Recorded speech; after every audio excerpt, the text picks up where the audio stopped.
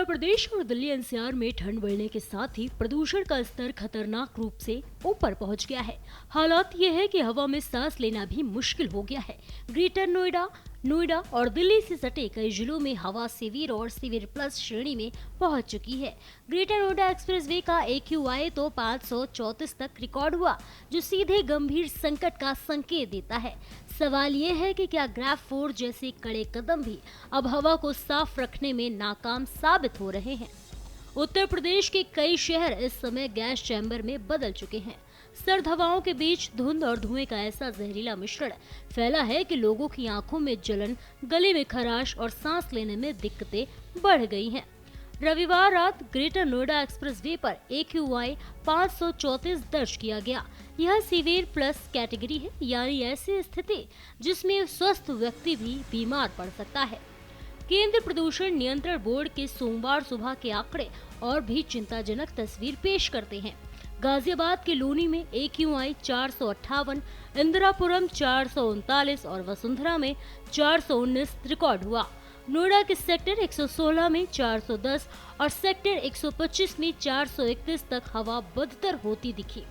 Greater Noida में 444, हापुड़ में 431, जबकि मेरठ, मुजफ्फरनगर, बागपत और बुलंदशहर में भी हवा बहुत खराब से गंभीर स्तर के बीच दर्ज की गई। ऐसे हालात में वायु गुणवत्ता प्रबंधन आयोग यानी CAQM ने ग्रैफ-4 लागू कर दिया। यह प्रदूषण नियंत्रण का सबसे सख्त चरण है, जिसके तहत निर्माण गतिविधियां रोकने, ट्रक एंट्री बंद करने, स्कूलों में ऑनलाइन क्लास की सलाह देने और औद्योगिक इकाइयों पर नियंत्रण जैसे नियम लागू होने चाहिए। लेकिन जमीनी रिपोर्ट कुछ और ही कहना चाहती है। ग्रेटर नोएडा और दिल्ली के कई इलाकों में अब भी निर्माण गतिविधियां जारी देखी जा रही हैं।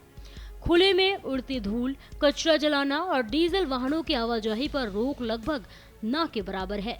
स्थानीय प्रशासन, प्रदूषण नियंत्रण बोर्ड और प्राधिकरणों के बीच तालमेल की कमी साफ नजर आती है। नतीजा, प्रदूषण बढ़ता जा रहा है और ग्रैफ-4 की पाबंदियां कागजों में सख्त लेकिन जमीन पर कमजोर साबित हो रही हैं। प्रदूषण के बढ़ते स्तर का असर सीधे जनता के स्वास्थ्य पर पड़ रहा है। अस्पतालों में खांसी, गले में दर्द और वायरल जैसे मामलों में तेजी नजर आ रही है।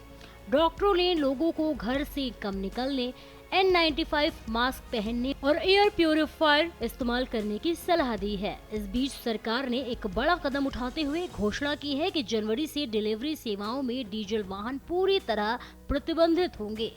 ई-कॉमर्स कंपनियां, फूड डिलीवरी और कुरियर सेवाओं को CNG या इलेक्ट्रॉनिक वाहनों का ही इस्तेमाल करना होगा।